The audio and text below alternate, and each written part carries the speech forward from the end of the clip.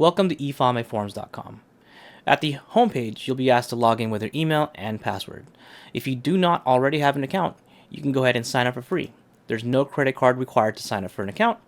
You will only be asked for a credit card once you've completed all your forms and you are ready to check out and file your records.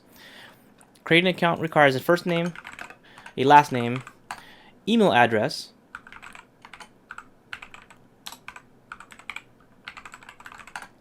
and a 7-character password. You will at least need 7 characters minimum, 1 lowercase letter, 1 uppercase letter, 1 number, and do not use a less than or greater than characters.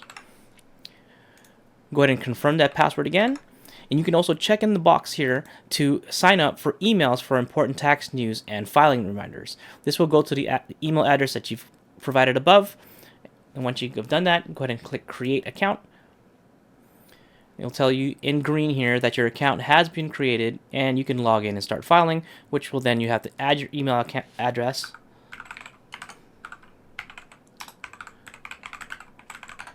and password and log in.